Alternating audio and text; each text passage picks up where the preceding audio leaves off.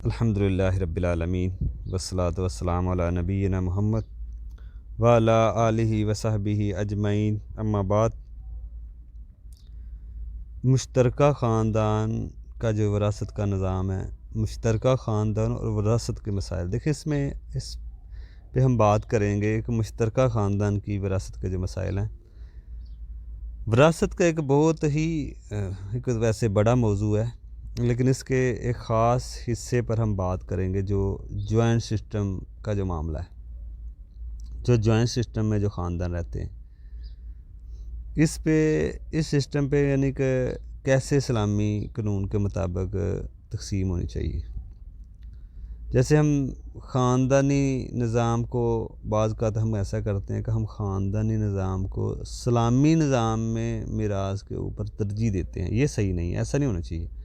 یعنی کہ ہم اسلامی نظام کو چھوڑ کے اپنے خاندانی نظام کے اوپر میراث تقسیم کریں، ایسے ہوتا ہے، لیکن ایسے نہیں ہونا چاہیے۔ حالانکہ خاندانی رواج کا ٹکراؤ اور اسلامی نظام وراثت کا جب ٹکراؤ ہوتا ہے تو ہمیں اسلامی نظام کو اوپر رکھیں۔ پہلے تو ایسے ہونا ہی نہیں چاہیے کہ ہم اسلامی نظام کو چھوڑ کے اپنے خاندانی نظام کے اوپر وراثت تقسیم کر رہے ہوں، ٹھیک ہے نا۔ اسی طرح سب بھائی اکٹھے رہ رہے ہیں، جیسے اکٹھے رہنے سے وقتی طور پر کسی کا فائدہ ہو سکتا ہے، اور ایک دوسرے کے بعض اوقات اکٹھے رہنے سے لڑائی جھگڑے بھی اسی وجہ سے ہوتے ہیں۔ فائدے بھی ہوتے ہوں گے اکٹھے رہنے پہ کچھ، لیکن زیادہ نقصانات ہی ہیں۔ تو اس لیے بعض اوقات ایسے ہوتا ہے کہ لڑائی جھگڑے بھی اسی وجہ سے ہوتے ہیں، اور اکٹھے رہنے سے، اور بعد میں سب کہتے ہیں جی سب کچھ بانٹ لو، ابھی ٹائم نہیں آیا، جھگڑے کی وجہ سے بانٹ لو، اور باپ ابھی زندہ ہوتا ہے، ٹھیک ہے نا۔ یہ نہیں ہونا چاہیے۔ آپ خاندان کے نظام کو ترجیح نہیں دینی چاہیے۔ مثال کے طور پر خاندانی رواج کیا کہتا ہے کہ جھگڑا ہو رہا ہے تو مال بانٹے، آپ بانٹ سکتے ہیں، خاندانی نظام یہ کہتا ہے۔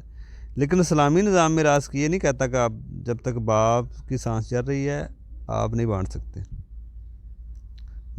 خاندانی نظام میں اجازت ہے باپ کے زندہ ہوتے ہوئے آپ مال بانٹ سکتے ہیں، لیکن اسلامی نظام میں نہیں ہے کہ جب تک باپ زندہ ہے آپ نہیں بانٹ سکتے، جب وہ فوت ہو جائے گا تب آپ کا حق بنے گا۔ بہتر شکل بھی یہی ہے۔ تو اگر زندگی میں دیں گے تو برابر دیں گے ہدیہ کے طور پہ اپنا مال، اگر آپ بانٹ سکتے ہیں، لیکن باپ کا اور اپنا مال آپ بانٹیں لیکن باپ کا نہیں، ٹھیک ہے نا۔ تو باقی یہ سمجھ لیں کہ جہالیت ہے، کہ ہم جہالیت کے معاملے میں کوئی مسئلے پہ ہم کہ لوگ نا یہ بات نہیں سمجھتے۔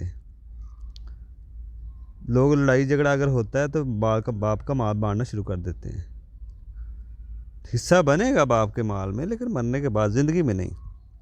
تو اس لیے بات ہم نے یہ دیکھ رہے ہیں کہ بعض کا تو ہم جوائنٹ سسٹم میں رہتے ہوئے ابھی ضروری نہیں ہوتا کہ آپ تقسیم کریں، ماں باپ زندہ ہیں تو ہم تقسیم کرنا شروع کر دیتے ہیں۔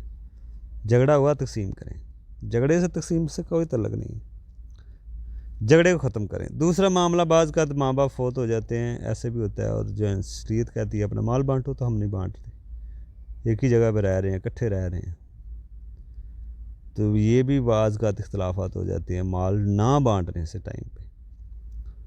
تو شریعت وہاں کہتی ہے مال بانٹو، آپ وہاں بانٹتے نہیں ہیں، لیکن جسے یہاں پہ شریعت کہتی ہے ابھی بانٹنے کی ضرورت نہیں ہے، آپ ویسے ہی رہیں، ماں باپ جب فوت ہوگا پھر مال باپ کا بانٹا جائے، تو وہاں پہ ہم زندگی میں بانٹنا شروع کر دیتے ہیں جھگڑے کی وجہ سے۔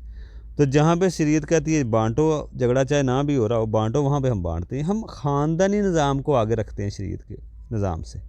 شریعت کا نظام کچھ اور ہے، شریعت کا نظام تھوڑی آپ زندگی میں مال بانٹنا شروع کر دیں، لیکن خاندانی نظام یہی کہتا ہے آپ جس طرح چاہے آپ مال بانٹو زندگی میں۔